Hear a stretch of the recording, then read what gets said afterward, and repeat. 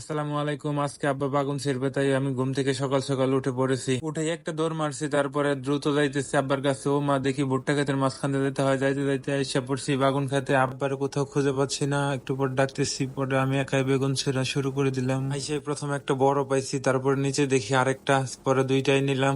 পরে আবার দেখি অনেকগুলো আছে। পরে আব্বারে খুঁজতে খুঁজতে অবশেষে আব্বাকে পেয়ে গেছি। আব্বা দেখি অনেক আগে চলে আসছে, আইসা অনেকগুলো ছিঁড়ছে মাশাআল্লাহ।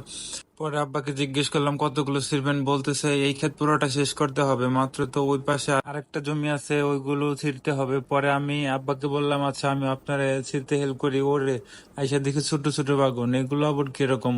ও পরে আব্বাকে জিজ্ঞেস করলাম, আব্বা বলতেছে কি এই জমিতে অনেক দিন ধরে পানি দেওয়া হয় না, তো সেই জন্য। বলতে বলতে বালতি ভরে গেছে, পরে বাড়িতে রাখার জন্য যাইতেছি। যাওয়ার সময় দেখি আমার পেঁয়াজ ক্ষেতটা ভালোই মাশাল্লাহ বড় হয়ে গেছে অনেক। বাড়িতে আসার পরে সবগুলো বাগুন ঢেলে রেখে আবার আব্বার কাছে যাইতে হবে, কারণ ওখানে অনেকগুলো বাগুন রয়ে গেছে।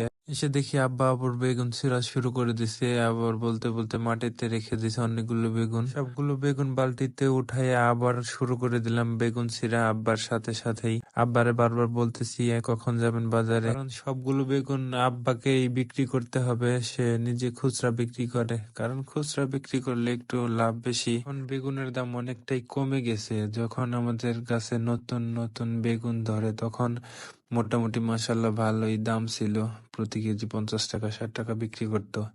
আর এখন মোটামুটি 25 টাকা 30 টাকা বিক্রি হয়। তো আমাদের বেগুন ছিঁড়া মোটামুটি শেষের দিকে। আর এইটা যেটা দেখতেছেন কলা বাগানের মাঝখানে, ওই মাঝখানে কলা গাছ। এটা আসলে মূলত কলা বাগানই ছিল। বৃষ্টির সময় অতিরিক্ত বৃষ্টির কারণে অনেকগুলো কলা গাছ মারা গেছে।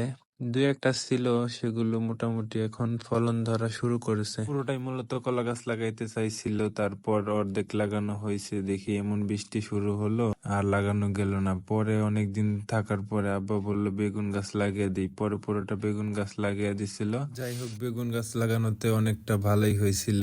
কলা গাছ তো সব মরে গেছে, বেগুন গাছে মূলত অনেক লাভ হয়েছে।